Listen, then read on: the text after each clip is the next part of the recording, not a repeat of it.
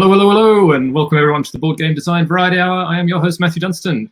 I hope you are all well. How is everyone doing today? Zate is hyped. Thanks very much. How are you going? Always eager and early. So thanks very much for coming here. So I had someone to talk to from the start. Otherwise I'm just milling around in the waiting room by myself. Hey Alex, how are you going? Welcome. You'll notice I've kept the blue highlights after we worked out that it's probably my preferred color. No worries. Hey Rob, how are you going?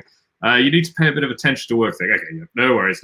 We'll probably be mucking about on various tangents, I imagine, for the first bit anyway, so I don't think it'll make too much of a difference. How's everyone going? It is Monday evening. Hey Nicola, how you going? Welcome. I'm starting to notice that it's getting lighter, which is a nice thing. I always have a bit of a problem with the darkness in winter. So I can notice that, like, looking outside, it's actually still a little bit light. So that's kind of exciting, which means that which is nice. Say to anyone ever type on my shirt? No. I had to explain the joke to my parents though, unfortunately. Yeah, which was sort of fun. If I actually had one of those AR keyboards, yeah, that would be a very cool thing to try. I don't know how prevalent those they are, or how easy it is to use. I don't know. Anyway, so yeah. But it's been a nice weekend. For those who saw, I joined Michael Fox's live stream on Saturday, and we played a bit of Luck Be a Landlord, and to a bit of success, which is good. Right? Did we win one? No, we were very, very close. We lost on the last round of one. But that was a lot of fun. Still a game I'm enjoying a lot. I am slowly playing a little less of it though, which is probably a good thing. I can stop anytime I want. I'm sure. Yeah. And what has everyone else been up to? Any gaming related news or anything? Hey Zikasama, how you going? Welcome. Do tell me if I'm really butchering that name. Apologies. Yeah, if I need to talk to an addiction counselor. I'm not sure. Zaid, I guess we recognize each other's problems maybe, so that's not a bad thing. We cracked open Grand Austria Hotel again, played another 4 games over the weekend, so that was nice.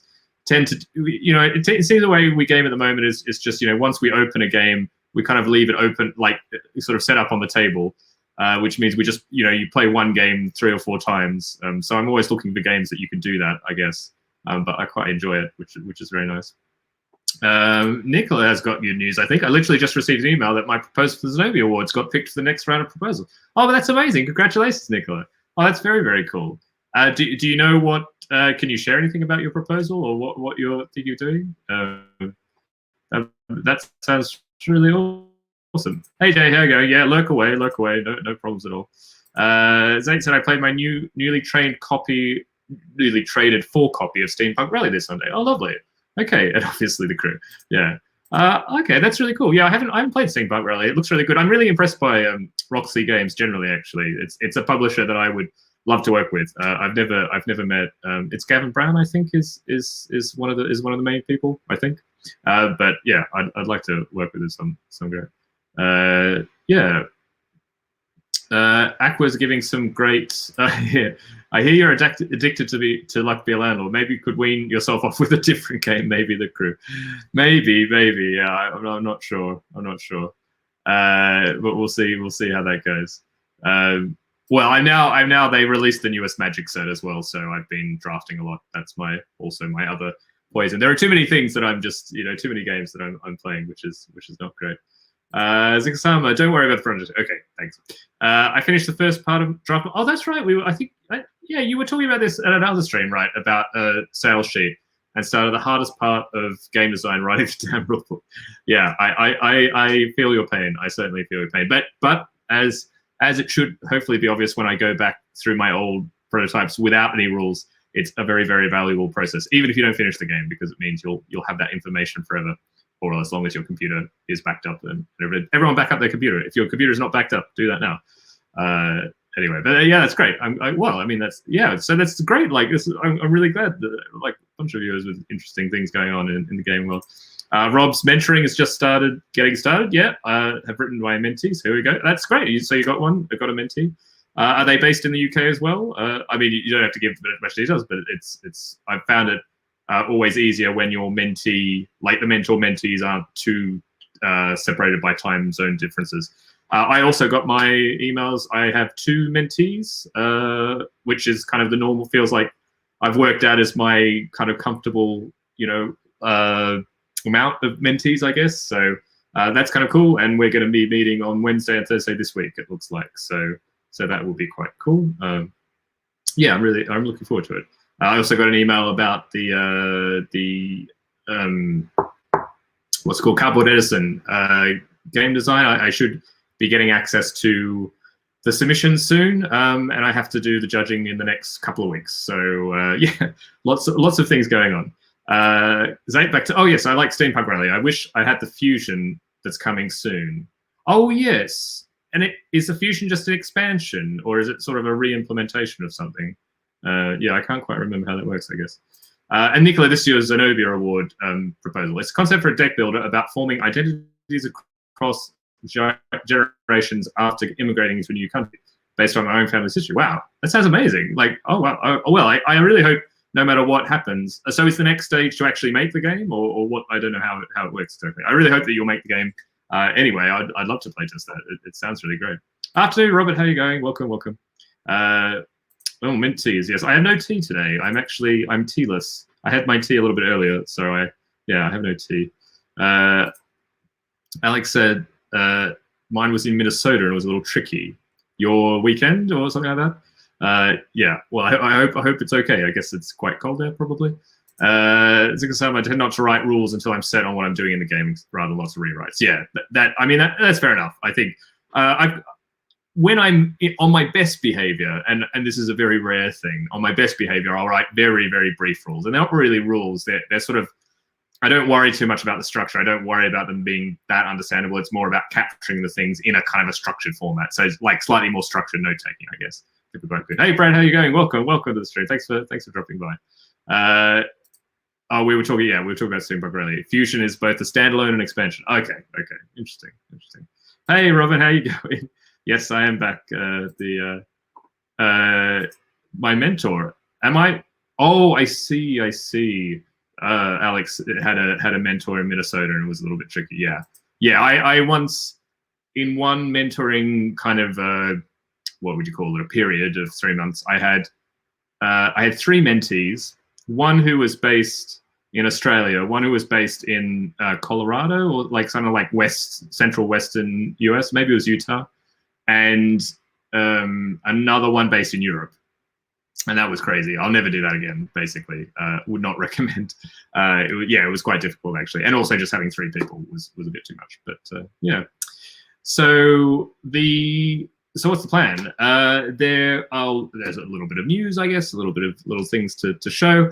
And then, the plan today was actually, so what I was going to do is today I had to work, I was supposed to have to work on a game, one of my sort of in progress designs that I have been working on for, a month or 2 probably.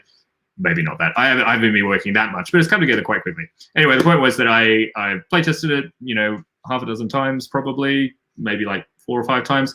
And I was like going through the iteration process and I was going to work on some sort of updates to the game. And then I realized actually it could be an interesting thing to show on stream. So, because I've done sort of, game jamming, start of game designing, that sort of thing. But I thought I could show you folks a little bit, I guess, close to like what is a really realistic practice that, that I've done many times before and I continue to do with my games. It's going to be interesting to see how it goes thinking and streaming at the same time, because a lot of the iteration, and I'll talk about iteration while I'm doing it, is kind of problem solving and quickly coming up with some ideas.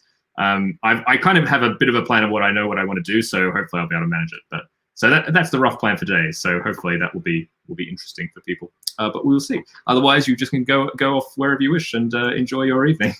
You're not bound to watch the stream, but I am very glad that you choose to. So Sam was saying, to the game contents pages, it was like, wow, that's a lot of components for understand. Yeah, I wonder how many people are used to using Tabletop Simulator these days, and it's so easy to just put lots of components and not like there's no sense of like the tactile nature or the kind of like the heft of those components when it's digital. Whereas at least when you do it physically, you realize like, wow, this is a really big game. It takes a really long time to set up. And actually even that kind of bit of feedback when you're doing it yourself can be useful, or at least you kind of know it. Sort of interesting in that purely digital realm. And actually part of the reason the game I'm going to be iterating today is to iterate it. So I'm going to finally make a physical version. I haven't actually made a physical version yet, but it's kind of at a point where I feel like I could do that. Also, I had no coloring, so I couldn't make a physical version for a while. Back to the Zenobia Award with Nicola. I feel like, yeah, I'm like a news anchor switching between stories. The concept got accepted. Now a proposal has to be submitted in the next stage following a specific form, and I've just received and need to delve into. Okay, interesting. All right, well, they seem to be kind of stepping you through the process. So that's really interesting. Nicola also got a mentor for the mentorship program based in the US.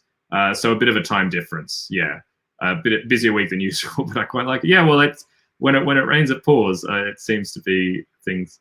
Oh, thanks very much, Sigazam. I'll keep that in mind. But we're still getting paid bribes to be. Well, I mean, you should be checking your accounts. You know, like $5 has been deposited into your PayPal account for a watch. Rob saying a publisher is going to be receiving a lot of pitches that are more impractical in physical form because they've only been tested online. Maybe. I have no idea. I mean, I'm not a publisher, so I don't really. I mean, I like to think that publishers are pretty good at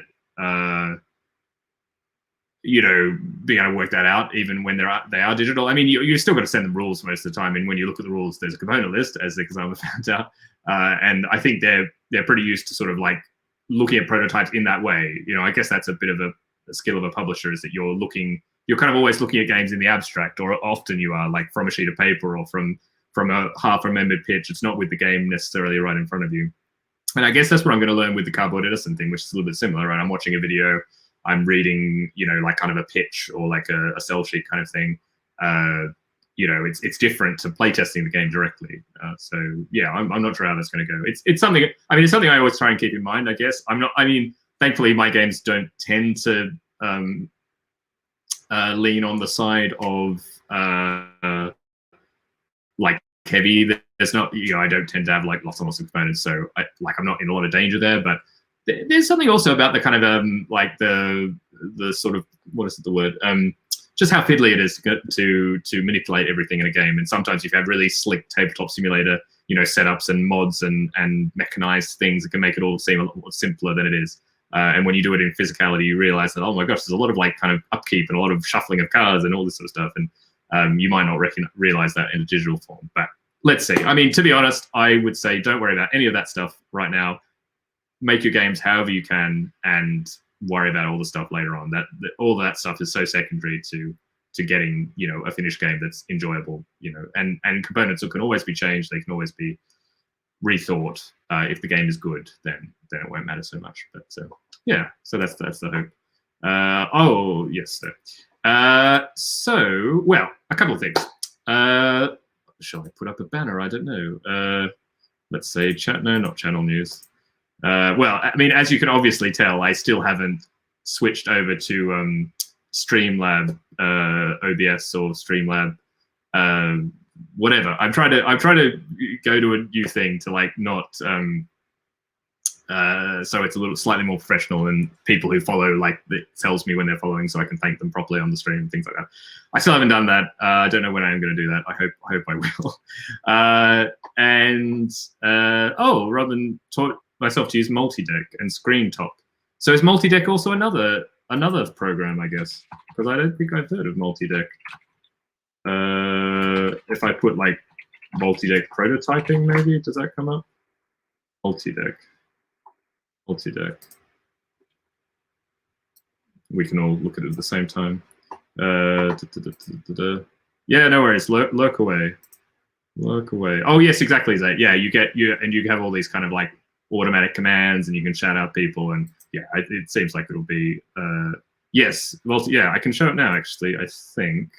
Yeah, hopefully. Oh gosh, I'll get rid of it.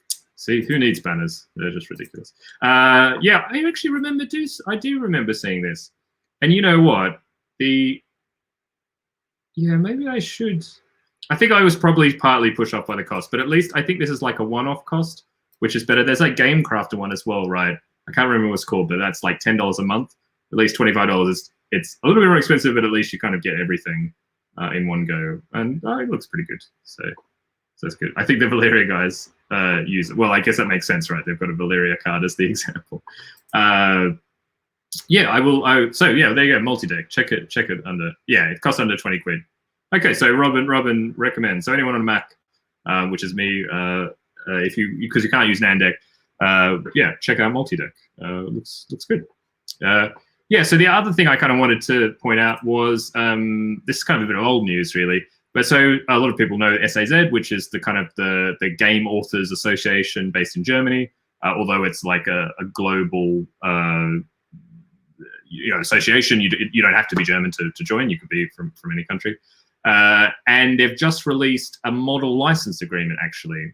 So I think they used to do that, but they've made it a bit more freely available and also available in English, which is sort of new. So you can go to their website, which is here, and then you can basically download their model license agreement. And actually, it's very good.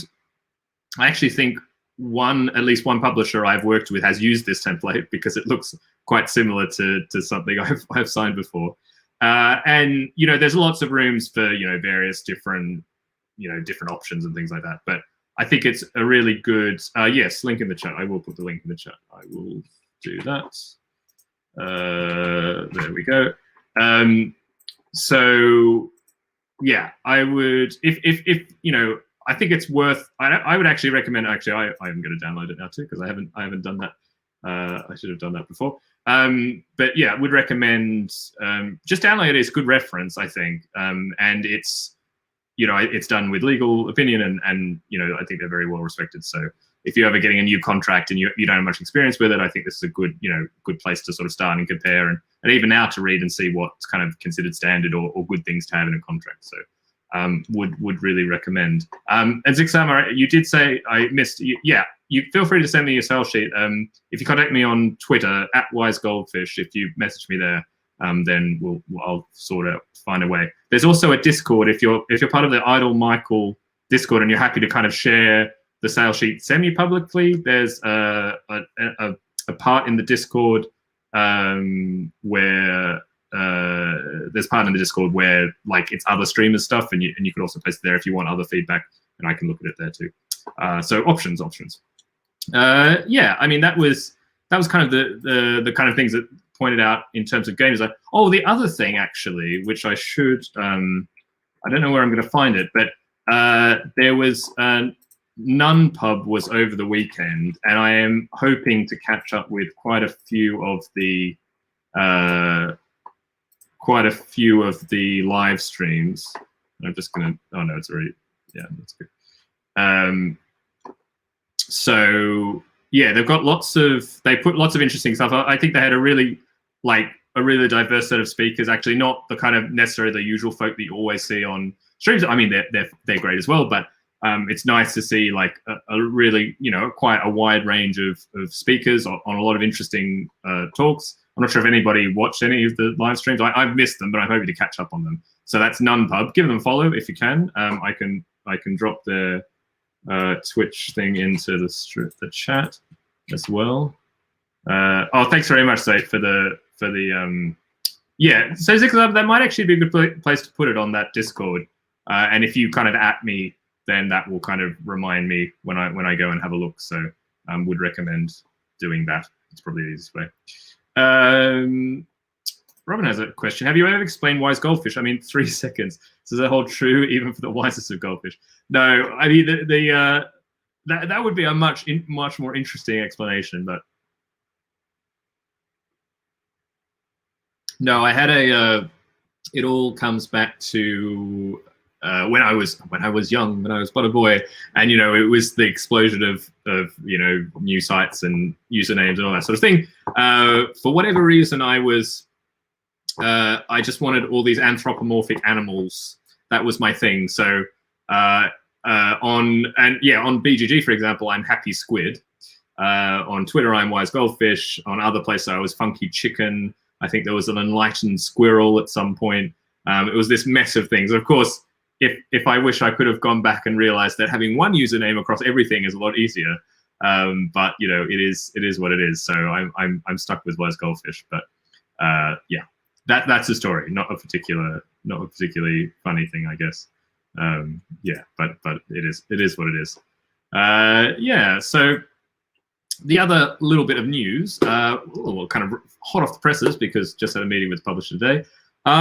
We're looking like I will sign another game, and this time, even more exciting, it looks like it's going to be with Space Cowboys, which is very exciting. It's like, you know, they're probably like one of the best publishers, I think, to work with, that I've been lucky enough to work with, and you know, pretty much everything I design, if I had a chance with them, I will show them. This particular game is interesting because it's been with one publisher before. It was with a publisher for about 2 or 3 years, and ironically, I showed the game to Space Cowboys before I showed it to this other publisher many years ago, and they didn't want it then. And so it's yeah, it's been a very long. It was. I don't know when I started. Probably I started the game like 4 or 5 years ago. So it's interesting. It's a narrative game, and it's a co-design now with Dave Neal. So I sort of came up with the idea, but then very early on, I got Dave involved because, you know, he's great with narrative games. You know, I'm sure there'll be more. I can talk more about it in the future, but yeah. So that's really cool. It hasn't quite sunk in, and well, also because I think the experience with the other publisher was a bit of a pity, because it was also a really great thing with the other publisher that was really promising, and it was very disappointing when it didn't work out with them. So I guess there's a part of my emotions about it, which is like I'm very cautious about it, but I think it's really cool. It was interesting. The game was directly inspired by a Game Maker's Toolkit episode, actually, would you believe, about her story, which was his game of the year, or the most interesting game, whenever that the year was, 2017 probably, something like that. And it was me watching that and getting an idea from that. So yeah, I'm sure I will share more when that time comes. It looks like possibly they might be able to release it next year. There's a lot of work to do on it, and you know, it's one of these things where you have 3 different like scenarios, hopefully, like in the first box, I think, maybe, or maybe they'll be done separately. So yeah, but we'll see how it goes. But it's very promising, and then yeah, if you make a narrative game, there would be no one else that you would prefer to do it than Space Cowboys, in my opinion. So very, very happy about that. Also, just actually, while I remember, as a free mini review for everyone, I also played Undo over the weekend. Undo is a narrative game from Pegasus, and it's Lucas Palm, I think. I don't know if I've got that name right. Who's done a lot of other titles for Pegasus. I'm not sure if it's just him or 2 other people, but it's interesting. You're sort of going back and kind of like messing with a timeline of the person. You're trying to make the right decisions so that you end up with a more positive, in this case, kind of preventing the death of a person. And I think it may be everyone is you're trying to prevent the death of a person. It's an interesting concept. It's very streamlined. You don't have any rules. You do the rules by kind of like flipping the first few cards of the deck, and you kind of learn. So there's no rule book, which is an interesting kind of approach. And they literally like tell you how to open the rest of the components, like put cards in different piles and things like that. So if you're interested in narrative games, if you're interested in kind of like design, I think they're an interesting one to play. I try to play all of them so that I get a bit of a sense of like, because obviously that's a genre that I'm working in a lot. Unfortunately for me, ultimately, they're a little bit random because you can just sort of choose where you go. You're not going to be able to look at everything. There's kind of a limit. You're kind of going to see like 75% of the locations. But it felt very, yeah, it just felt random which you would choose, like which order you would visit the timeline. You can visit any bit of it. And, you know, that could have because also the bits of the timeline don't necessarily relate to each other very well. So it was an interesting experience. It worked. We worked it. We actually had a good theory for what it was, and we were very close to it, or reasonably close. So it made sense, but at the same time, it did feel quite random. And more in these kind of narrative games, I don't really see the reason to like gamify discovering narrative. I think people play these games because they want to discover the story, and they want to discover a well-crafted story. Maybe they want to explore different parts of it, but kind of like putting gates in the way of a player and saying like, oh, you're only going to be able to see 75% of this, I think is, yeah, it's not the best way, I'd say. Like and the same with the adventure games. We're going away from these like very branching narratives because I think people just want to get the full experience, or as full of experience when they play them. They don't want to feel like that they've had to kind of like forego part of it. I'm not sure if that's really the interesting part. So anyway, mini undo review, but still very interesting. I truly believe that we'll keep seeing innovation in this like kind of genre. So I love what's going on. I think the new Core Kinesia, I can't remember what it's called, like his new studio, and they're releasing a new game this year that looks super interesting, very kind of like weird. You're playing like a game within the game, and then the game affects real life and things like that, which sounds very cool. Oh, I forgot to. I prepare all these social media posts to say I'm going, and then I realize I haven't sent them. Anyway, Robin says, and thank you very much for kind words in chat. Are there certain publishers who, for whatever reason, you would never pitch to? Yes, unfortunately that is the case. They're usually, well, there's a few different reasons. There's many different reasons. Sometimes it's because I've worked with them before and had a bad experience, or I've heard from other designers that they've had a very bad experience. I think, I remember a quote from Rainer Knizia, which is like, he gives every publisher one chance, which I think is fair enough, actually. Happy to work with anybody, even smaller publishers, and give them a shot. But if they don't respect that sort of thing, then so yeah. And I think there's some publishers who I just don't pitch to anymore, because I've pitched to them a certain number of times and I've never felt that we were even close to publishing a game with them, and I wasn't even getting much feedback or like proof that they were even playtesting the games, even if they said that they were interested in the meeting. And after a while, you're just sort of like, well, why am I pitching games to this publisher anymore? They don't seem to show any interest in playtesting them or giving me feedback. So, I'm not, there's not many, to be honest, there's not many on the blacklist. There are definitely publishers who I'm less interested in working with. There's a kind of a bit of a tiered thing. Obviously there are amazing publishers and you kind of want to pitch them the games first. But there aren't that many that are like, never again, but there are a few. But yeah, that's the way it goes. I think you're always going to have better and worse publishers. Alex has also played the Undo. Oh yes, you're talking about the structure got in the way of the story instead of adding to it. Yeah, I think that's the thing I feel like we learned with the adventure games, and I think we're learning more and more through a lot of things. Hey, Philios, how you going? Welcome. Talking about narrative games at the moment. People are there for a story. You want the structure and the rules to get out of the way. You want them to deliver the experience. You obviously need the rules to create the experience you want, but you kind of want them to do it in a way that the players don't even realize that they're there, or that they're kind of manipulating things in such a way that produces that particular experience. And unfortunately, it was kind of similar to that. But that's fine, and there are going to be experiments and maybe the other ones are better, because that's the other thing. Like, I'm sure, well, I think, for example, the adventure games, as we make them, I think are going to get better and better, because you get more experience, just as you, as a designer, normally you would. So, anyhow, so yeah, that's narrative games.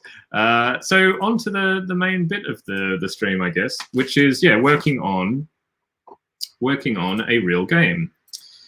So I'm going to try and explain a little bit about the game so that there's some sort of context, I guess, to talk about iteration. And I think if anyone has, as always, if you have any questions at any point about anything about game design, even if it's not directly relevant to what I'm talking about at the moment, feel free to drop it in the chat. Always happy to answer questions. But particularly if you have questions about like iteration and working on designs and things like that, do let me know.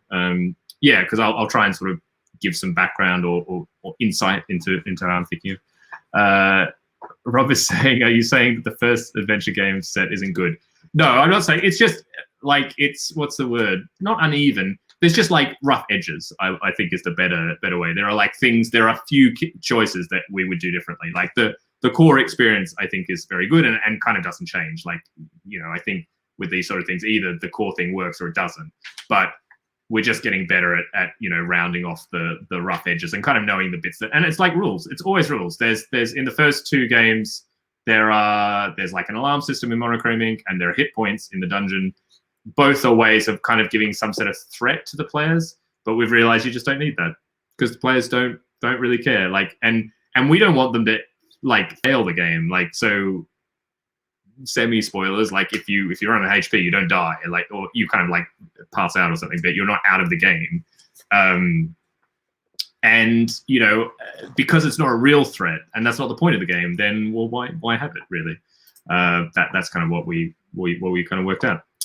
So anyway, so let's see how this goes in terms of sharing. We'll kind of show what I've got. It's not particularly interesting. So what is the game? The game is called, in the very, very original thing, I called it Paintings.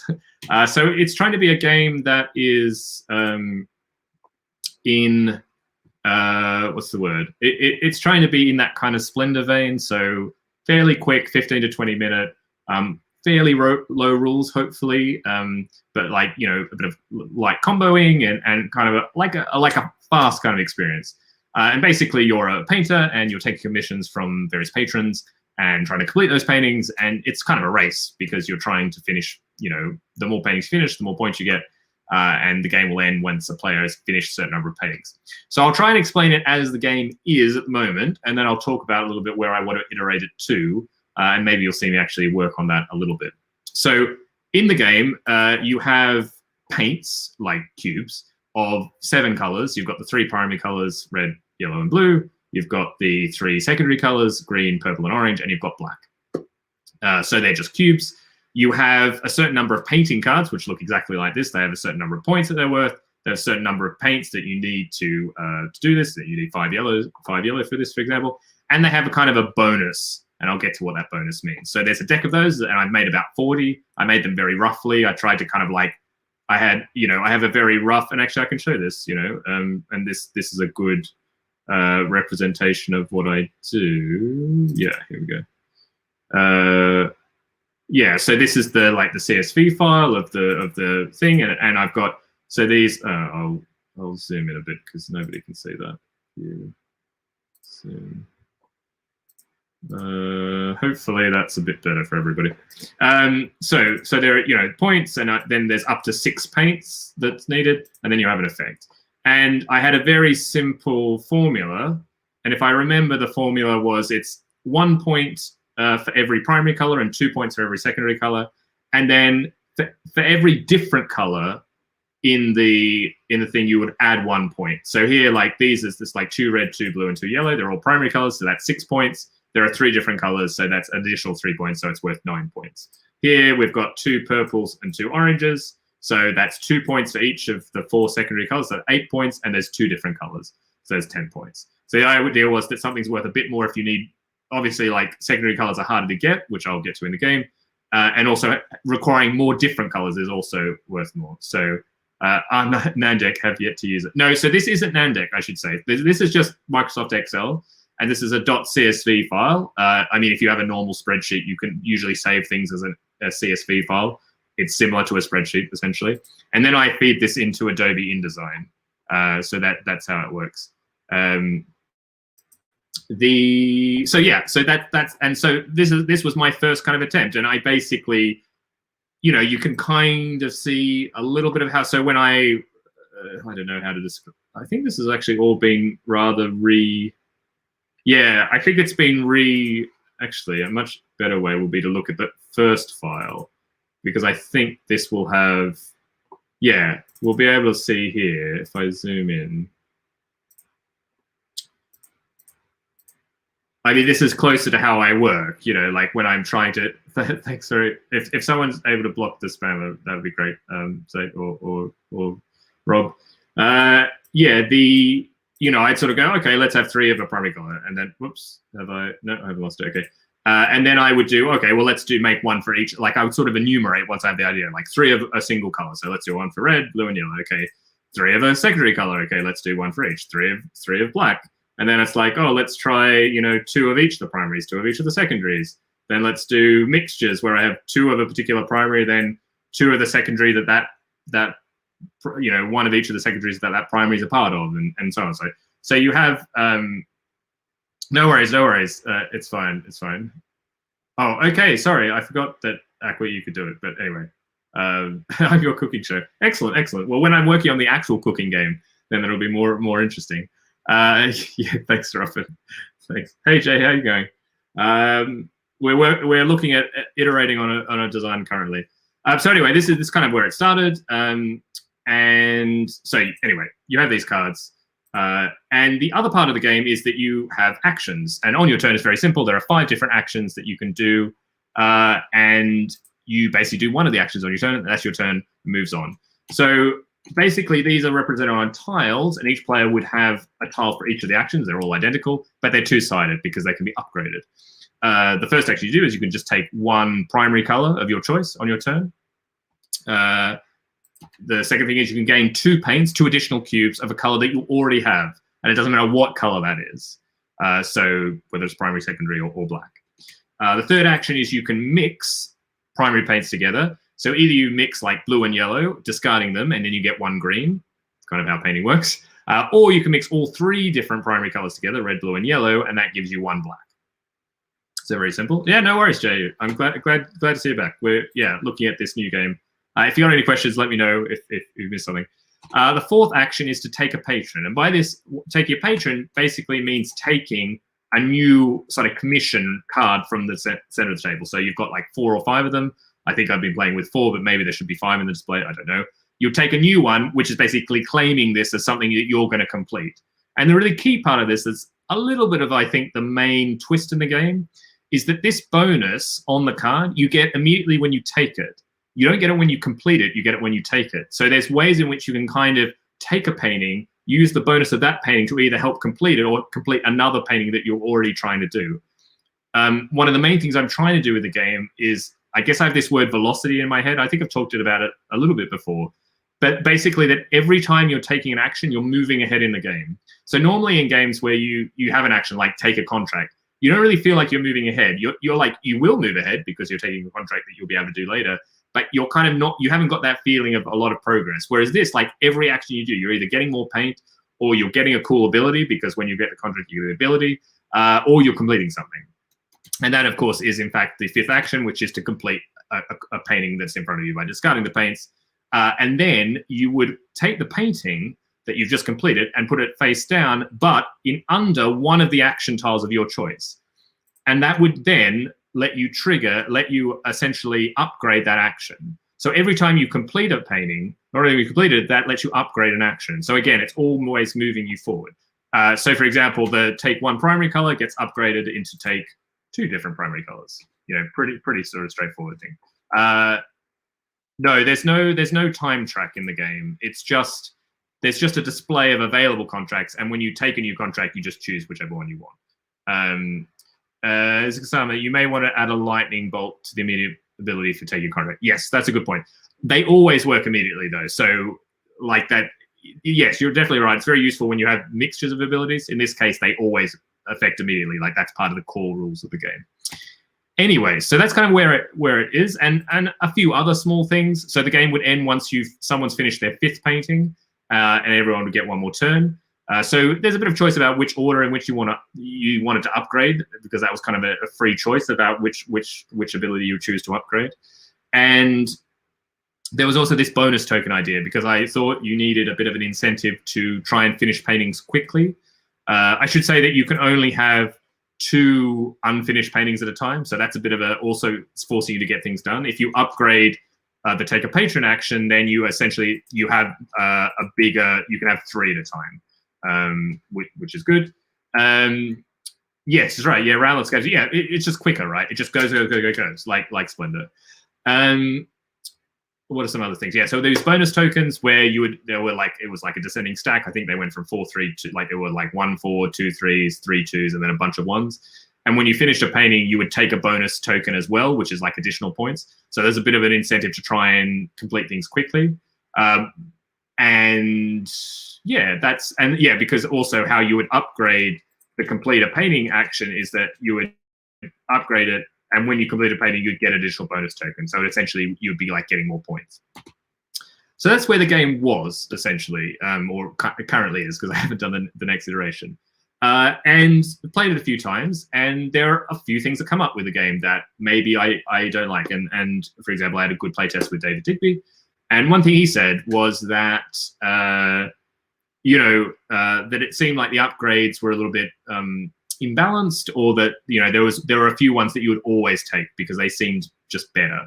And in particular, like the mix action upgrades to go from just mixing to like just getting 2 mixes, whereas you go from 2 to 3 paint, like they didn't seem equal. And he was sort of like, won't you always take the ones that just give you more paint, because that's just going to keep the game going.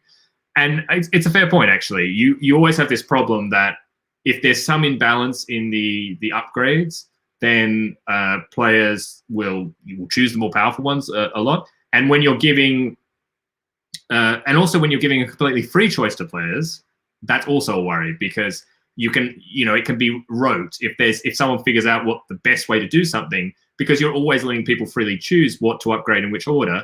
In some ways, that's nice, but it means that if there's something that's a bit unbalanced, then players will always do the same thing.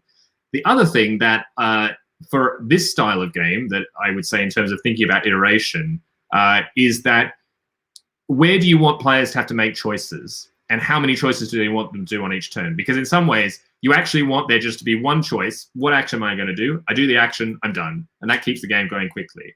And the difficulty in this is that when you complete a painting, the problem was that you had to choose which upgrade. And that in some ways can be a bit of, can give you a bit of analysis paralysis, because you have to kind of understand what all the upgrades are. And you can't just sort of wing it, because you have to make a choice. It's not telling you what to do. So all of that put together led me to think of a slightly new system with it.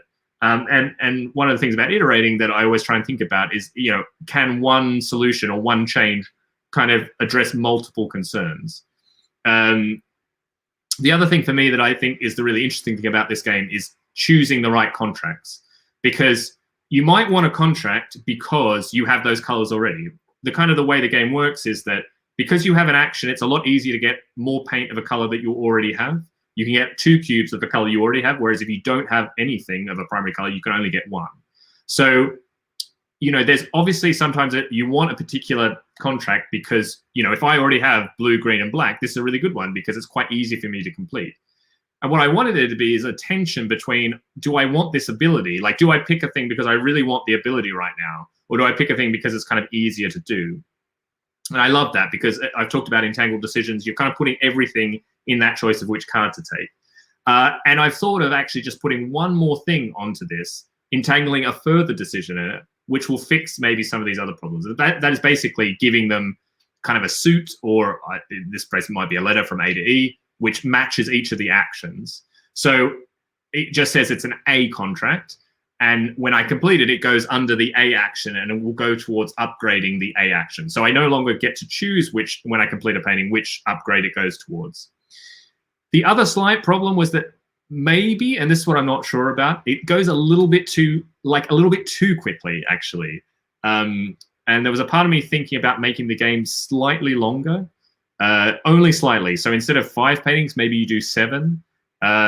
Mainly to get the feeling that, like, what's the effect of the upgrades? And actually, when I made that thought, and when I have this system, I sort of thought, well, it would be kind of good if you had the feeling that you had to target the upgrades a little bit more, that you really felt that, like, in different games, because, like, the difficulty is, I think it felt like the upgrades were a little bit too easy to come by. You were just always, you want progression in a game, but if you upgrade too quickly, it means that you don't even get the feeling of, like, playing the non-upgraded version for very long. So what I actually thought also is changing to be that you need 2 completed paintings towards a particular action to upgrade it.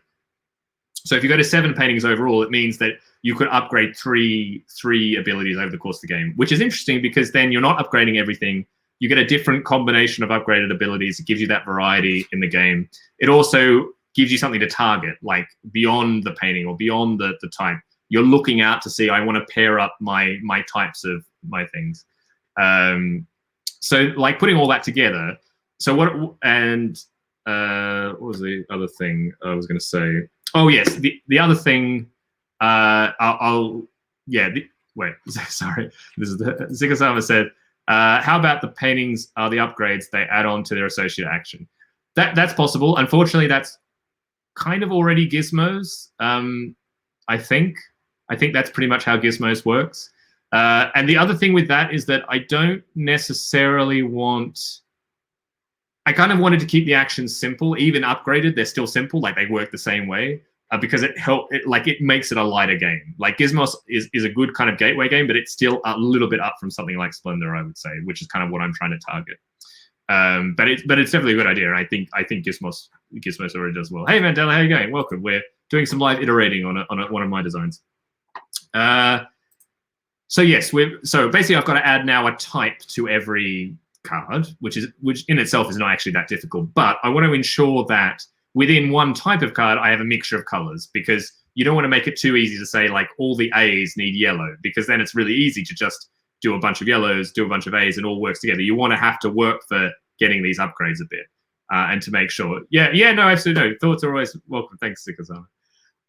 The other thing that I wasn't very happy with was the bonus token thing, and it's interesting because it came from indirectly a comment of David's, which was, do these bonus tokens scale across player counts? Because this is a dwindling stack, obviously it's going to depend. If there are more players, it's more competitive to get those.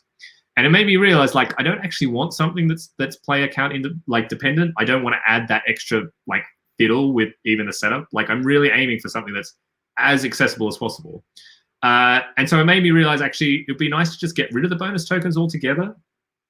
And at the same time, with this new system of like 7 total paintings and you need 2 to get a particular upgrade, I thought actually a better kind of goal for a player that could tension that. So obviously if you're wanting to pick up pairs, what's the thing to tension that? You want to give a player a reason to have like one of everything. And so I'm going to now have just a single bonus token that you can claim.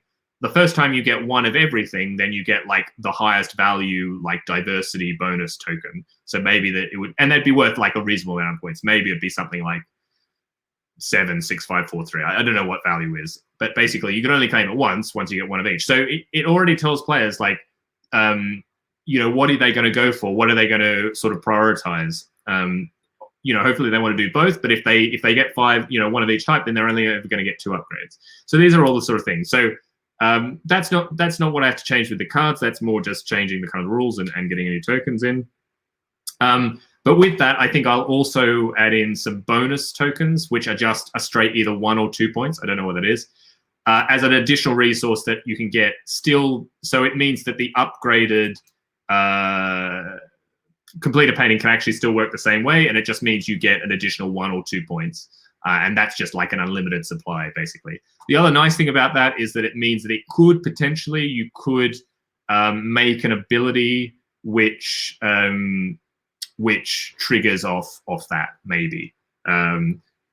What I kind of like about the abilities also was the idea was that they're somewhat temporal, so that they're better at different times. So there was a little bit of a sense of comboing and taking things at the right time. Like, it was all about choosing which time you want to take a painting. And I was thinking that you could have an ability which is like double the number of bonus tokens you have. So you kind of want to take it like really late, but how do you time that and that sort of thing. So anyway, that's what I'm going to do. So basically what I need to work on is the card file, because I need to update it with this sort of type.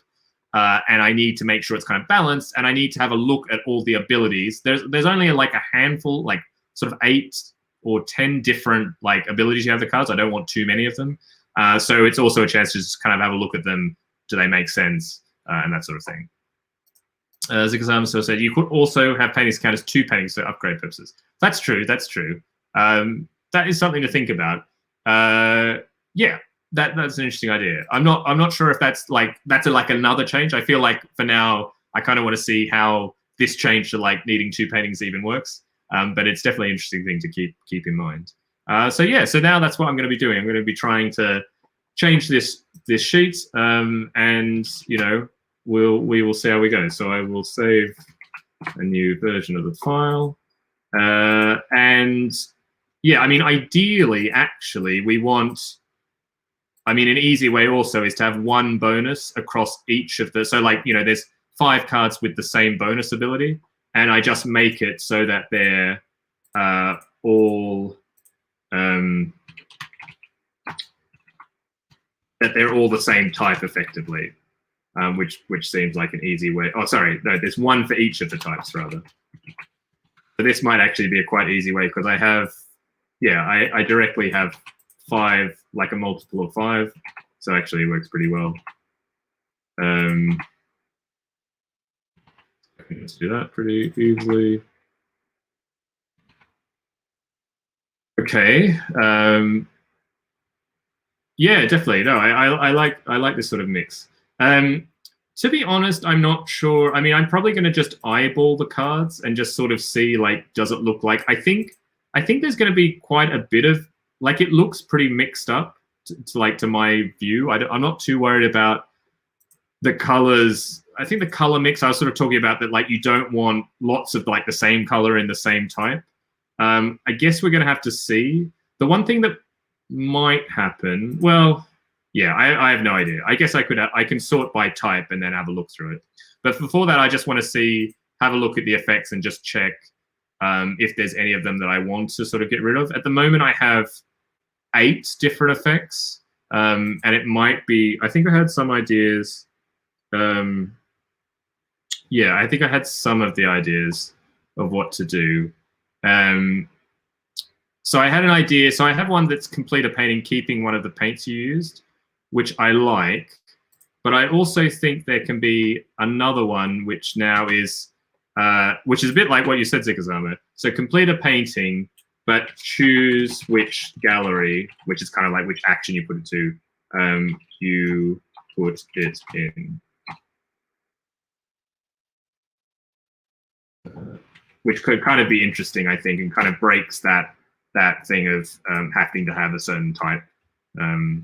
So we can just have 5 of those, and we've got another 5. It means I'm going to need to come up with another 5 things, but I can probably, yeah. There's probably some sense where I have to balance the effect, like maybe like how hard the effects are and things like that. So Zama says, do you have any wild paints requirement like 2 reds and any other color? No, I don't. Because I think for me, the really important thing is like the puzzle nature of like, I absolutely need this. How do I get that?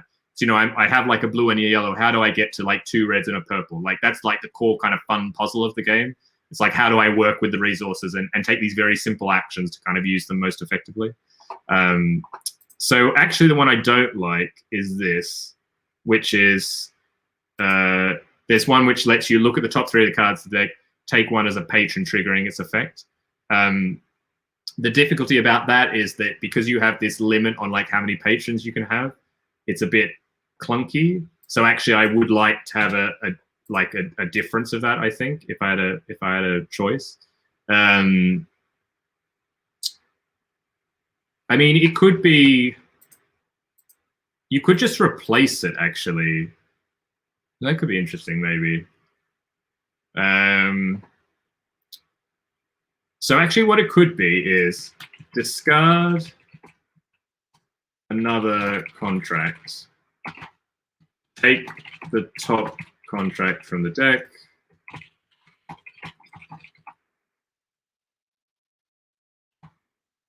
and trigger its effect. So it kind of is giving you like a random effect, which could be interesting, but without this, like, again, I was sort of talking about these extra choices. Like when you had this idea that you looked at the top 3 and you have to choose which one, and that's a lot of things to take in. But if you just make it this sort of straight choice that you can kind of get rid of a contract that you're never going to do, and then do it. It's kind of reminds me of Final Touch. Yeah, I guess there is actually some similarity to Final Touch. I think Final Touch is even more streamlined, and obviously only 2 players. I think this has a nice sense of puzzle, I guess, I think. So we have take a bonus token already. So actually, I'm going to change this to be double the number of bonus tokens you have. Yeah. Maybe I actually have to be both. It's like take 1 bonus token, then double the number of bonus tokens you have. So it's still good even early on in the game, because if it's just doubling, and then you'll never take it as your first contract because it just literally doesn't do anything. That's all fine. Yeah, I think that's kind of fine. And actually, I like this new effect, so that's sort of fine. So then I just need to make enough new sort of contracts that are interesting. So yeah, let's do that. So what's an option? I don't think I have. Do I have a 2? Yeah, I haven't done a count for like the different colors. Actually, maybe I should do a count for the number of different colors. So what I can do is I could probably do a special find command. So like right now, when I'm thinking about making new color combinations, I don't kind of know the balance I already have because I haven't been.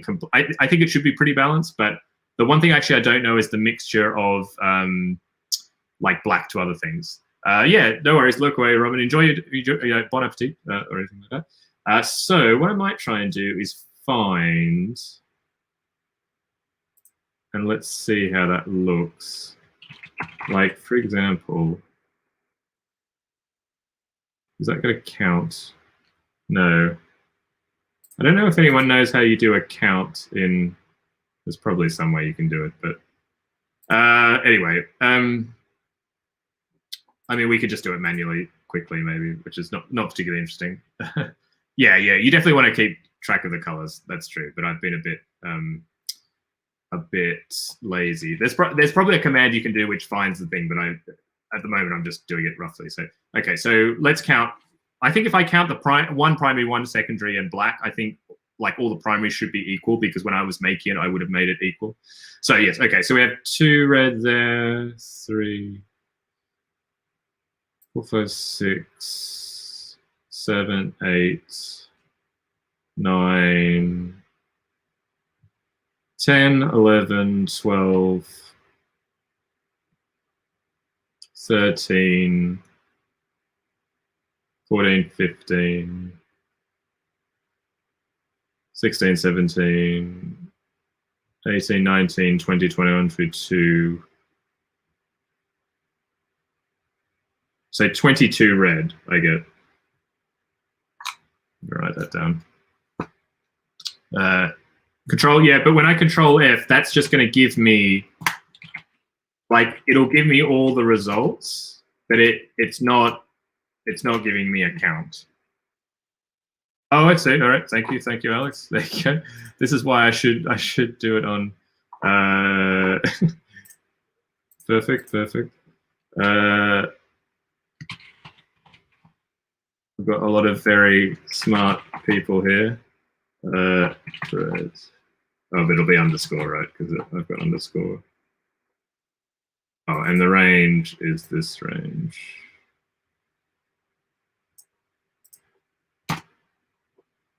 Maybe red.eps, I guess. That's going to have some problems. Oh, yeah, 22. So we were right. Okay. Oh, great. So we can actually, what I will do is copy. Oh, well, let's copy that here. I do know at least one trick, which is that if you put these, they won't.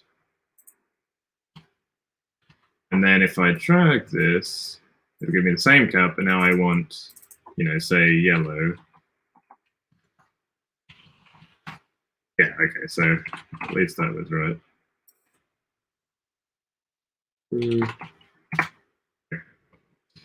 Except that I at least had it right. Let's do purple. Okay, so I have slightly more secondary colors, it seems. Yeah, okay. So we probably don't need to. I'll do them all anyway. Purple, orange, and green. Green. And then the more important thing is just how few blacks there are, because I feel like we're going to have fewer blacks. 17. Yeah, I think it works, Alex. I mean, like when I did the manual count, it was 22. So yeah, I think it's working right. So we do have fewer blacks. I mean, that's what I want, like, because black is the harder one to get. Yeah, thanks very much, Alex. You're great. So everyone there, yeah, if you want some Excel help. It probably, this is telling me that I want more, I want some primary color ones realistically. Now the question is do I want them to be, yeah, I'm just sort of trying to think. Do I want some really easy ones? I could have 4 of a single type, maybe. Yeah, we haven't got that yet. So I might just do, or maybe 3. Do I have 3 of one and 1 of another? No, I don't think so. So what I can do is this. So if you do 3 of one of the primaries and then 1 of the other.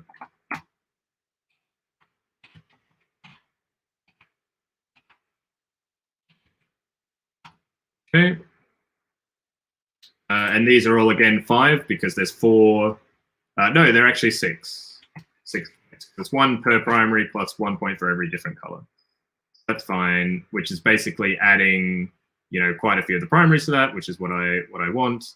And then, well, I mean, unfortunately, it's not gonna fit into, you know, it's not, everything's like 3s and 6s and things like that, so it's not gonna fit into 5. But what I might do is just a couple of black ones. I could probably do just 2 black. I wonder if I have 2 black somewhere. Probably not. Yeah, so I think I can just do 2 black, which is 7 points because each black is 3 points and there's only 1 color. And I could probably do a 3 black one as well. I mean, that's putting a lot more blacks in, but maybe that's fine. I don't know whether I have 3. I could probably do, I have a 5 black one.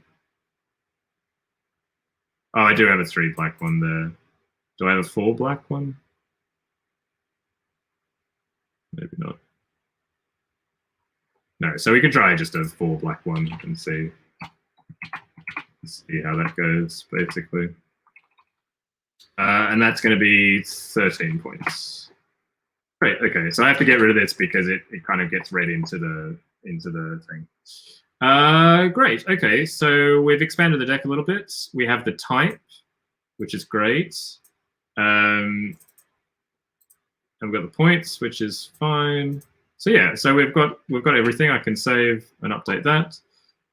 What I need to do, and what I actually want to do now, is I actually want to make cards, which are these actions, because that's what I'm going to use to do that. So what I'll do is I'll make a couple of sets. So this is action A, effectively, and action A is take 1 primary color, and the upgrade of A is take 2 different primary colors. Okay, and then it's the 2 Bs. Take 2 colors. You already have. And then it's take 3 paints of the color you already have. Yeah, because these were kind of tiles in the tabletop simulator, and realistically, like, cards are just as easy, I would say. So it means everything's in one file, which I find easier, because for putting on tabletop simulator, then from this, when I make the cards, I can just make individual EPSs, basically, individual JPEGs, which is easy. So the C actions mix. So mix. I mean, what am I saying in the actual action? Mix 2 or 3 primary colors together. 2 or 3 primary colors together.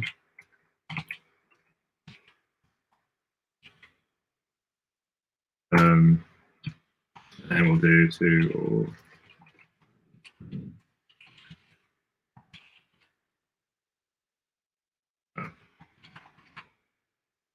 you can do it twice. This is like something I'm still not sure about, the mixing colors, because I'm not sure if it's actually that much of a better action, or it doesn't have its own like when I'm trying to make the actions upgrades, to make the upgrades feel a bit different to each other, rather than making all the upgrades just like, oh, get an extra paint or something like that, which I'm not as interested in. So it's like take a new patron, limits to patrons. And it's take a new patron, but limit is 3 patrons. And we have E, which is, and yeah, it should be like 1 painting each gallery.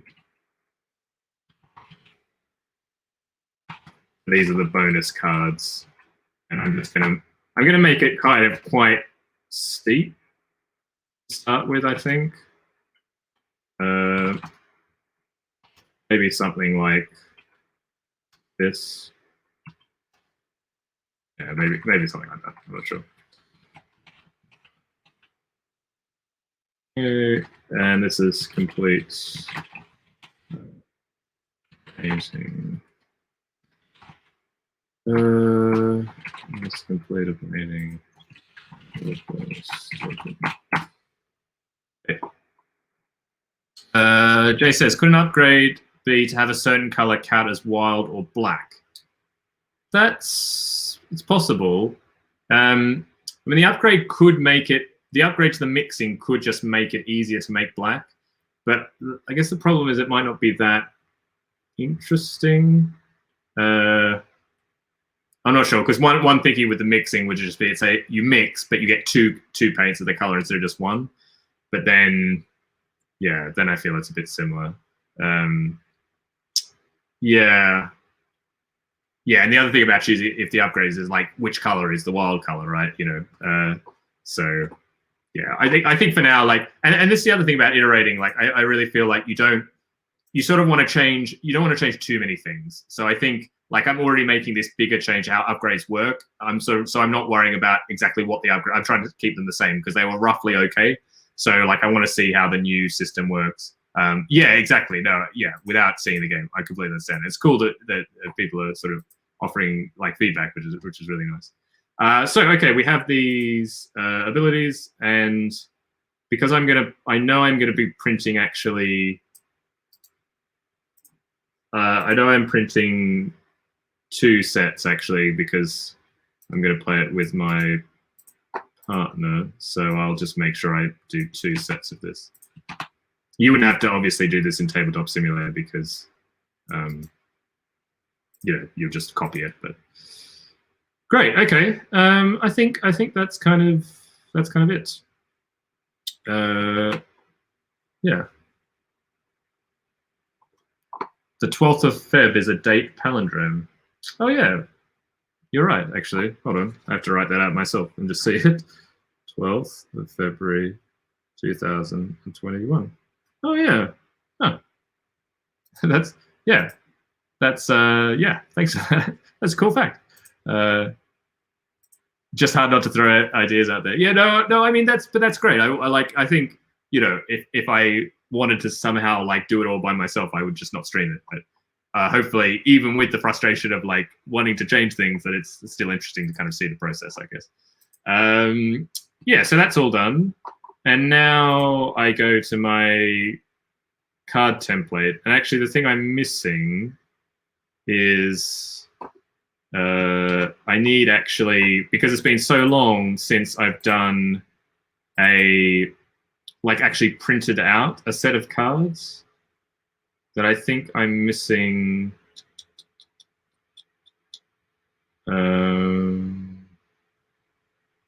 Need to find something I would. Yeah, I have to kind of go to the like before times when I would have. Maybe in here I have a. I need to find like a template for. Oh, it'll be here, I think. That's individual card template. Okay.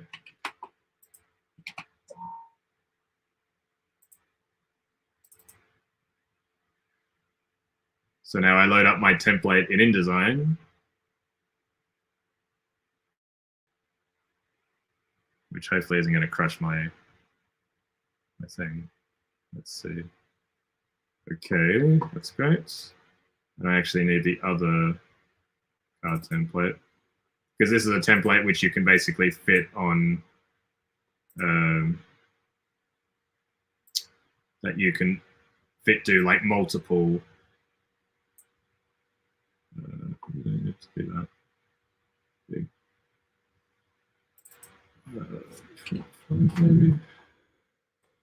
So I'll just copy all of this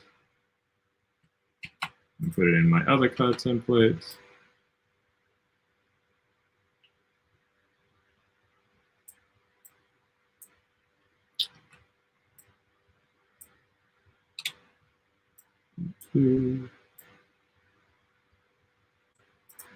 Okay, and then I have to do the data merge stuff, which means I have to find,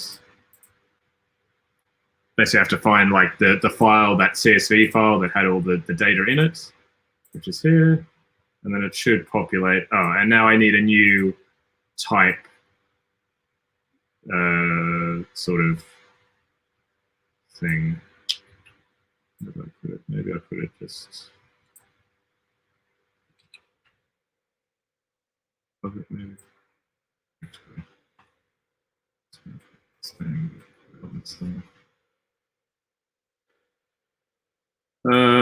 And you can basically preview what it looks like. So that's fine. Yeah, I mean, it's not the, this is definitely not the sort of nicest thing you've ever seen, but it'll kind of get the job done, I think. And so now it's data merging essentially. So it's taking all those individual rows in the CSV. And now I have a bunch of problems. So what I'm going to do, oh, actually it's slightly too big because I want 3 by 3 as well. So what I'll do is I'll make this slightly smaller.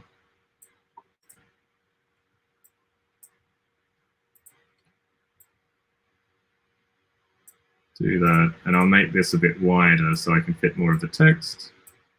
And I can actually put all of these down a little bit. That will also be fine, so that'll give it a bit more room. So let's see. It's basically when it gives all those errors when the text can't fit in the box. And I can individually do it, but okay, this looks good. So we've got all our cards. Oh yeah, these are the actions, so that's fine. And these are the bonus things. So yeah, fantastic. So now I can just export that as a PDF to be able to print. And we are in C. So like I just use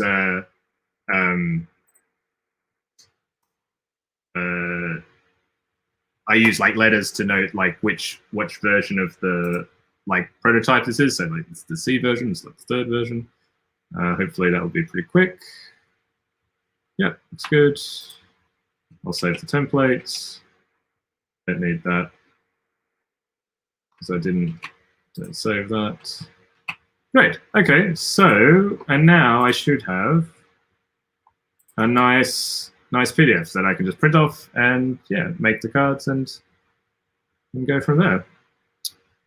So yeah, I think that was basically all I wanted to do. Upgrade 2 completed player scenes, raise 7, have some bonus tokens.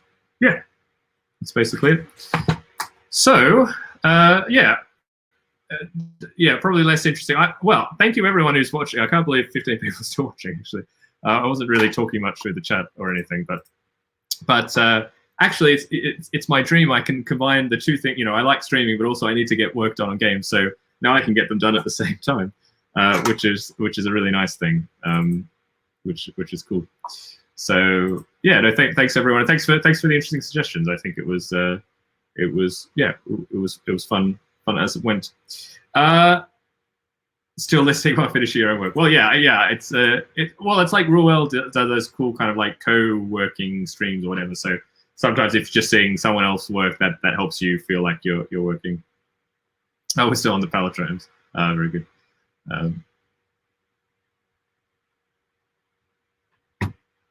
Yeah, so if anyone has any questions about that, I mean, I think the main things I was sort of trying to I guess hammer about iteration is that, yeah, it's about identifying maybe the parts, like taking the bits of the feedback that sort of speak to you, and then finding solutions or changes which maybe can address several bits of that feedback in one change. But also the importance of, if you're changing some things, keep the other things the same where you can, because like if there isn't a really good reason to change it, because you don't, it's not, yeah, you may as well try. What's really the point? Try some new things. And it's always, I think iteration's also a bit of a balance in that earlier on in the project, you can change many more things each iteration, because you kind of don't know what the game is. There's still like lots of questions you seem to answer, and actually changing a lot of things at once can be a very efficient way, because you can kind of learn about lots of aspects of the game at the same time.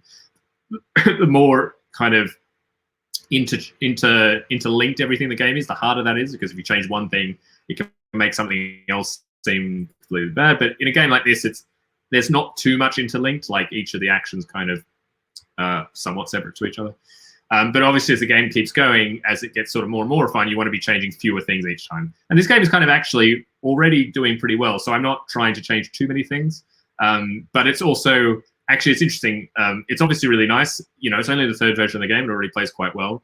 But it's tempting then to go like, oh, well, I'm done. I've made a good game. But because you haven't gone through all those like changes and difficult decisions, you might have missed a really good part of the game that you haven't put in the game yet, because you didn't really try enough, or you didn't try different things enough. So I'm just trying to make sure I don't become lazy, or don't rest on my laurels, and I properly explore what the game could be, while obviously not throwing away the things that do work well already. Yeah. Alex asked, what's the next step? The next step for me is I will be printing off a copy of this. I'll be sleeving it up so that I can play with my fiance this evening, or maybe tomorrow morning. Actually get some playtesting together. I was sort of talking to her, and I haven't because I haven't made a physical prototype for a really long time. I made one of a particular game which I know that she wouldn't really like playing, so we didn't play it. I did a lot of solo playtesting, but yeah, I would, yeah, I need to, but I think she'd be quite happy to play this. So, and it's a very quick kind of 15, 20-minute game, so perfect over breakfast or something like that. Brad says, well, I semi-started task. I knew I wouldn't be done by the end of the day. Oh, okay, so you're just trying to finish it off. Best of luck, best of luck. Jay asks, curious about what kind of questions you asked to design this stuff not working. Well, I mean, the first thing is to sort of, the first thing is like to identify what's not working. That's kind of the base of all other questions. And if you can't tell what's not working, it's going to be hard to make an intelligent next move. So if you can specifically tell what's wrong, or like I guess what are some common problems you might come across? Yeah, so one problem might be that the players seem to do the same thing, like that there wasn't like, is there an arc in the game? Is there a sense of the players, like what you do on turn one, is it different to what you do on the last turn of the game? That's something I think that is very easy to overlook, and it's the thing that we like a lot in games without necessarily knowing it. I think that idea of getting better or having some sort of progression, and really most games have it actually, but I think it doesn't mean that it happens automatically. You have to intentionally put it into a design. So I think so now I'm talking about if you kind of don't know what's wrong, because I think it's very easy. If you could say like, oh, this card is overpowered, or this strategy is wrong. I think those are the much easier cases, because you can say, well, just change that thing that's not working, or think about a different way you could do it. But if it's just this general feeling of like, oh, it's just okay, or it's not great, or whatever, what are some reasons? So yeah, one is a lack of arc. So then think about how can you make the last turn different to the first turn? And there's a few different ways. Like an obvious way is some form of engine building. Maybe there are ways to get new actions that are available throughout the game, or you can get a better action, or you can get special abilities and things like that.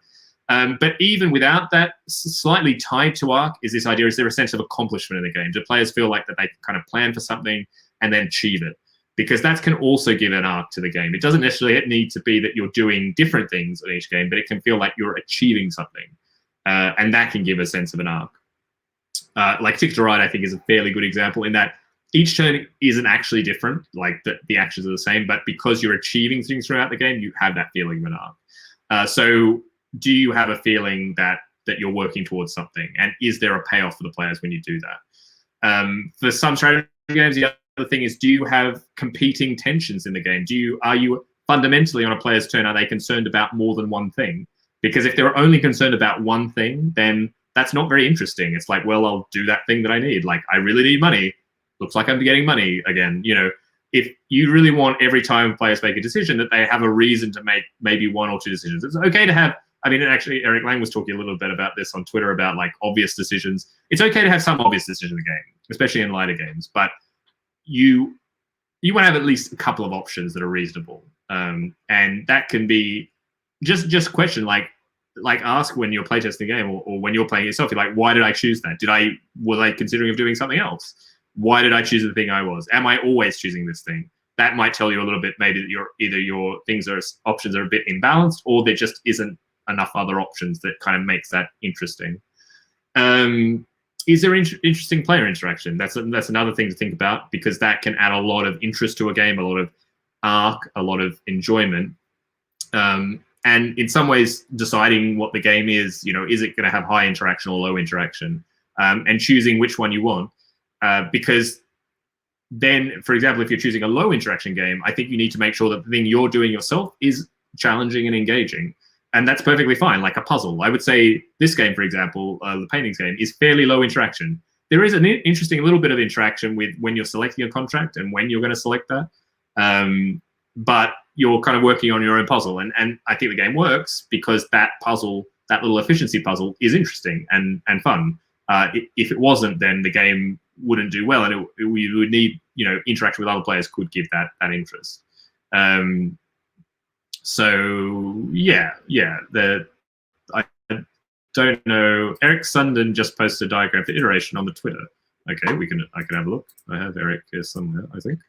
I'm pretty sure I'm following him. Yeah, on the Twitter. Oh yeah, okay, yeah, it was about 4 hours ago. Let's see if I can. Oh, thank you very much for the follow. Shut the 5 hole. Shut the pie hole. I don't know. Thanks very much for the follow. I was just going to show off this Eric Sundin thing, but yeah, that should work, I guess. Whoops. Yeah, so the iterative process. So you go from internal playtests, doing tweaks, then you go to external playtests, you might go back and revise, and then you have public playtests. And sometimes you go back to major revisions and things like that. Yeah, and it's sort of talking about when you're open to new ideas and like how much things are going to change. Yeah, I think that's pretty reasonable way of looking at it. Definitely give Eric a follow, actually. I think he's posting some quite interesting things generally. I will put his Twitter in the box. Okay. What was I feel like I missed. Hey, Robin. Welcome back. Robert, I often talk about interaction and feedback. I let designers know how much I cared about what the other players are doing. Then it's up to them whether they want it to be multiplayer solitaire or not. Yeah, exactly. I think that's a great bit of feedback. And it's interesting because I think sometimes there can be unintended way, like either way. Maybe you intended something to be interactive, but it isn't because maybe a player can't possibly read the information of another player, so they can't take it into account when they're making decisions. And it can work the other way. Sometimes there is interaction. You didn't really think about it. Like maybe, like in this game, like choosing the contract is actually really nail-biting, and it's quite tense because you're like, oh, I don't want you to take the contract before I'm going to take it. And you didn't kind of know it was going to be so tense.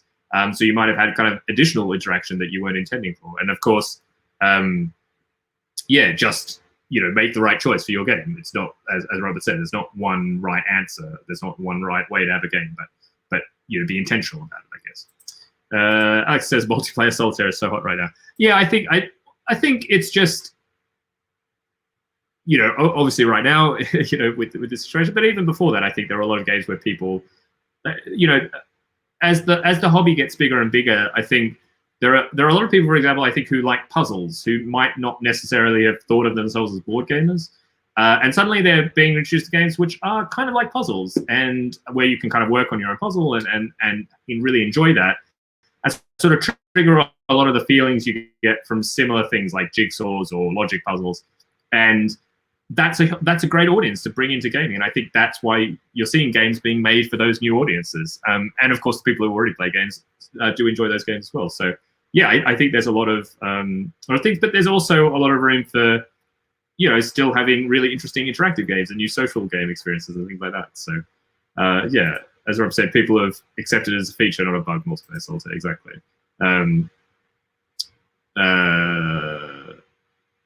Yeah, it's just good to know whether a designer succeeded what they're trying to do or not. Hey, Nicola, how are you going? Welcome back. We finished working on the game. I successfully updated to the new version, which I will print off this evening and sleeve up. So yeah, it worked out quite nicely. Yeah, so I'm probably slowly getting to the end of the stream. If there's anything else you'd like me to talk about or questions, especially about iteration, do throw in the chat. I might, yeah. I'm just thinking whether I will stream one Luck Be a Landlord or not. But if I have questions, then I'll keep answering questions because that's fun. Do you have a certain way of tracking iteration changes? Is that a needed practice? I mean, my way of tracking iterations is that I don't throw away the old prototype files. So if I ever needed to revert to a version, I have those files from before. To be honest, there's not many times where I've had to. Oh, GeoGuessr. Okay, we could do some GeoGuessr. Yeah. I haven't played it for quite a while, actually. I don't personally. I don't tend to revert to old prototypes very much. They tend to move forward, and I think like when I make a change and it doesn't work, like my next step isn't back to the old version. My next step is forward again, and maybe like reverting what I changed, but changing something else because obviously I knew it wasn't right the previous time. So yeah, I don't throw anything away. Like if I have a previous version, I keep the files on my computer. Sometimes I keep the physical prototype, sometimes not. It depends a bit on how bulky it is. It also depends on the changes. It depends on how big a change, you know. Early on in the process, I kind of throw away prototypes very quickly as soon as I change them because I kind of know that, you know, what I've internalized about the changes, I kind of know that about a game. I don't need to go back to that old version. There were a bunch of other things that didn't work.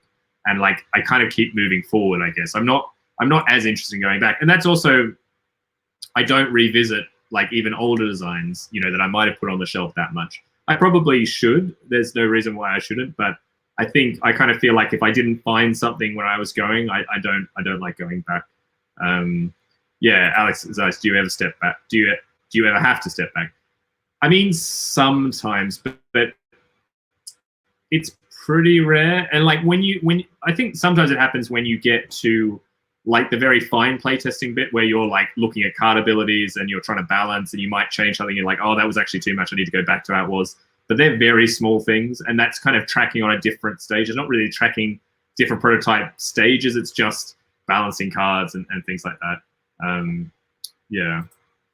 Nicholas says, just to pitch in my 2 cents, besides also keeping old files of prototypes, I use version tracking with numbered versions starting with 0.1 and a changelog file for a project with plus and minus for what came and went. That's fantastic. That's like, are you a programmer? I can't remember if you're a programmer. That's very much like a programmer's like Git kind of way of like version control, which is great. And I mean, it's also fantastic if you ever want to then write about the game or like if you want to do a designer diary later, because you've got like an amazing resource there of like all the steps you went through and everything that changes. I unfortunately don't do that, but it's a great process to get into. And maybe that, I mean, I think the other thing about like recording these things is it's not just about like recording it so you might use it. It's also just the act of reflecting and the act of going, I've made these changes. Okay, let's summarize what the changes are. Let's write them down or let's talk about them. You know, people kind of reflect in different ways. Sometimes they want to write things down. Maybe they want to talk to other people about it.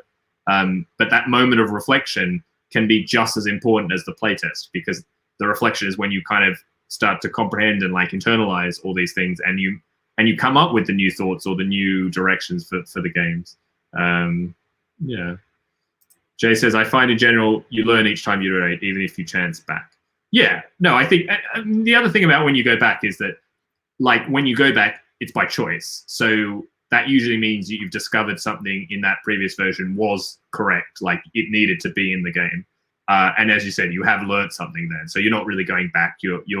I guess you're being intentional. You're increasing the kind of amount of intentionality, because I think that can be one way to think about it. Like game design, as you iterate, you become more and more intentional. You have more and more of a sense of the effect of every decision you make in that design. Very early on in a game, like in the first prototype, you just guess a bunch of stuff. You're not being very intentional. You don't know what the effects of what you're doing, and you're trying to discover them. You're just trying to experiment. But as you go further and further on, and you understand the game system more, then you're able to predict with much greater accuracy, like, oh, if I change this, that's going to be the effect on the game. And that's how you kind of like refine down, hopefully.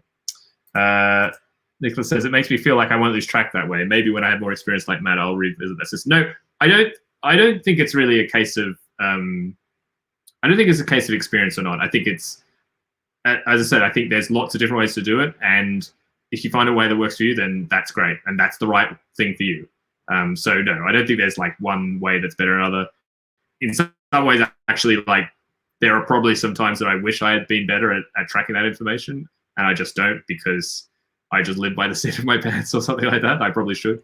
But it's not because, somehow I think that my experience means that I don't need to do that. I just, like, I've managed to be able to do that. So who knows? Maybe it's partly experience. It might be. But, Rob says, I use Google Sheets for card data and rulebooks, which automatically tracks changes, and usually have a change history table in my rulebooks that I update when something significant is. That is actually a very good point, and I am wondering whether I should move more things to Google Sheets. I guess there's just a case for me that, especially like when I work with CSV files, there's always this case that you're exporting this, and then you have to like check that you've changed something, and then you have to export something again. I don't know. It's not a very good excuse, but that is a very good point, and obviously Google has that functionality, which is really handy. It's also very useful if you're, and I mean, I know, Rob, you collaborate quite a bit at the moment. It's also really good with collaborators where one might work on changes to something, and you kind of need to know maybe what were the changes if your co-designer had made some changes and you didn't see it, and you don't know what changed. So that can be very useful. And Alex says, I'm not a programmer, I'm a musician. My design style is very improvisational, as is my note-taking. Yeah, I think that's good. I mean, that's a good style. It works. I think that's perfectly reasonable. I think everyone, as I said, there's no one right style. Find what works for you, and make the most of it. And that can also mean like listen to other people about what they do, because it's not about, like when I talk about what I do, hopefully it comes across as a way where it's like, this is not the only way, but maybe this may be a way that might be useful for you. So you can pick and choose, and you can, take one bit that you like and ignore the rest, and much like feedback, much like playtesting feedback. Anyway, so there was a suggestion for GeoGuessr, so I guess let's do some GeoGuessr Battle Royale. It's been quite a while since I've played, so we're going to see how that goes. Yeah, Chrome tab. Here we go. Here we go. Oh gosh. Oh no, we're not starting it. So I'll try and keep an eye on chat and see how that goes. But thanks, Rob, for the hydrate reminder. I've been trying to remember. Oh, Jay, you were saying, I also heard you talk about the mentor-mentee program earlier. I also got a mentor, so happy to build it. Oh, fantastic. I'm really glad about it. Well, I hope it goes well, and good luck to everyone who's having their initial meetings, in the coming weeks. Is anyone planning to go to the orientation? The orientation's on Friday, I think, or Saturday. Yeah, Alex setting off. Have a nice evening. Thanks very much for dropping by. So we'll see how it goes, I guess. All right, let's see how many we do. I'm not sure how many rounds I'm going to do. And it's really been a while, so I'm not expecting greatness. This already looks somewhat European. Oh gosh. Sone.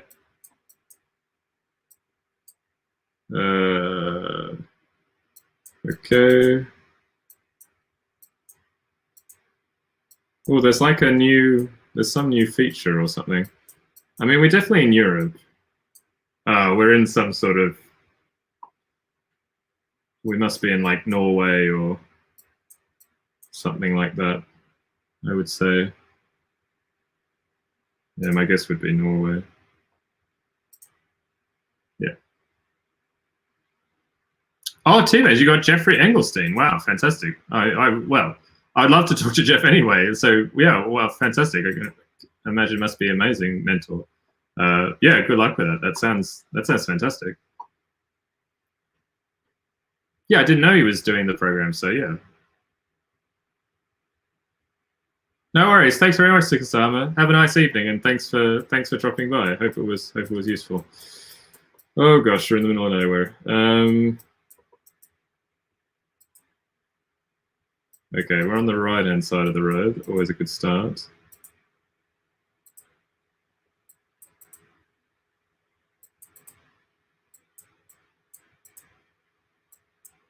It's kind of weird. It looks so rural that I would. Oh, hold on. There's a sign here. I can't really see it. Nobody's got it yet, though.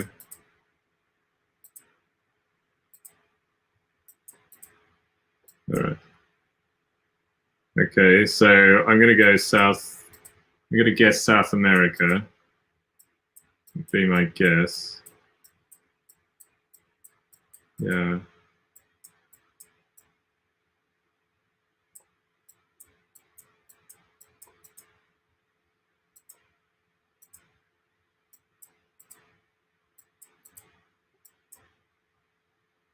Oh gosh.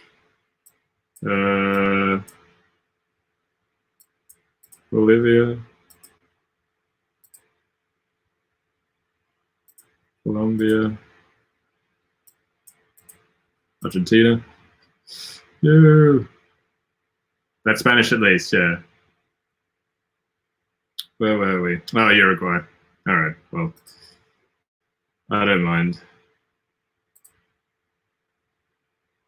Oh, so they have an automatic like play again feature now. Yeah, we were in Uruguay, unfortunately. We are on the right hand side of the road. That's a good start. Feels like there's a sign back here. We are in South America again, maybe. Oh, is this Sierra Leone? Maybe. Oh no, Ecuador. It says Ecuador there. Oh gosh.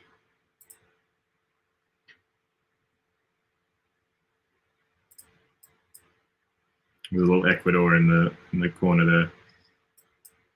I know there's all these like, I also have forgotten any of like the meta about. I remember looking at some of these other streams and like knowing, you know, what are the different power poles in different countries look like and all this sort of stuff. I should probably focus on all the differences that you can see in, yeah, seeing in like South American or Southeast Asia. This is so stressful.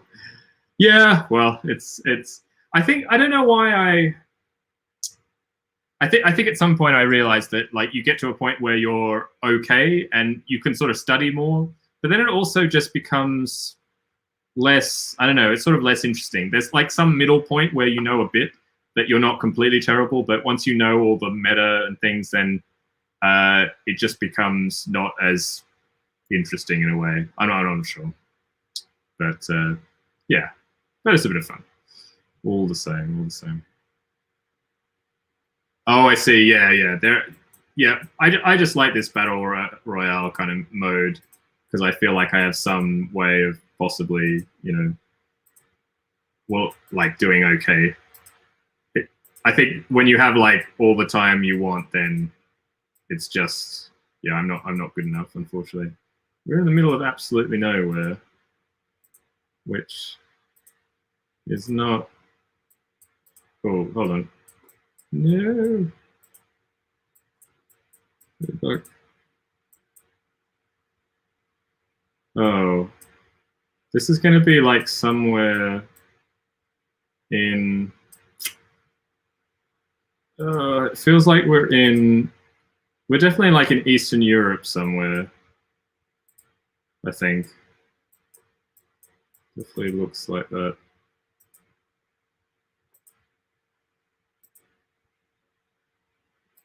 Oh, hold on.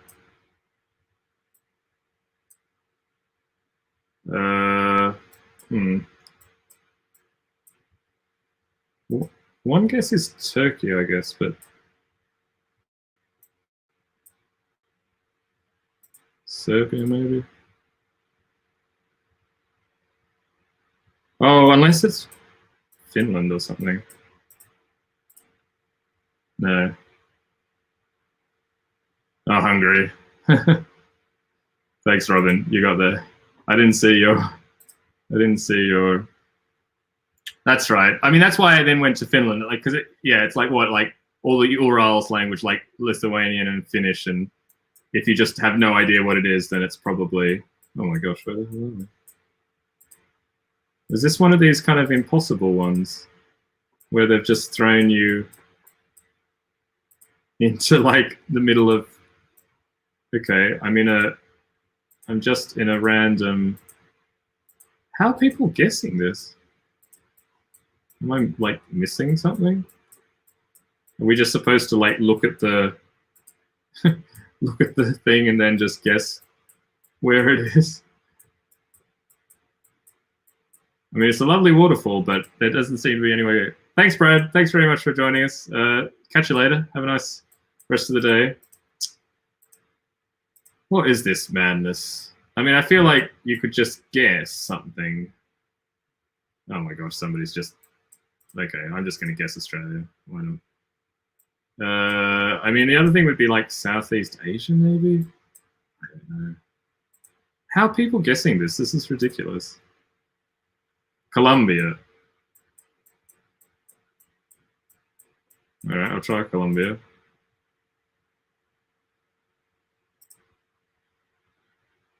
No, wasn't Colombia. I don't know how people got that. That just seems a little bit ridiculous. What was it?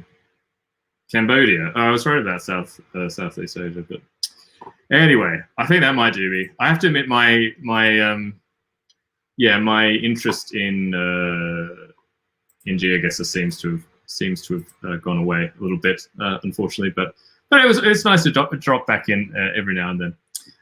So that might do me for today. But thanks everyone for joining. Hope you all have a fantastic rest of the day. I'm back on Wednesday morning, European time. So, okay, there's a language tidbit for Nicola. Language tidbit. Latvian and Lithuanian are part of the Balto-Slavic branch of the Indo-European languages. Estonian and Finnish, alongside others like Karelian, are part of the Finnic branch of the Finno-Ugric languages, which also includes Hungarian. Okay, so yes, Estonian and Finnish are close to Hungarian, and Latvian and Lithuanian are closer to each other. Yes, I'm not. I'm sure that I'll have to look at it a bit more closer if I want to be a good GeoGuessr, but we'll see how we go. So we might raid somebody. Is anybody who's doing stuff at the moment? Paula Deming's playing some games. Anyone else have any other recommendations of anyone you'd like to raid, or someone I don't know?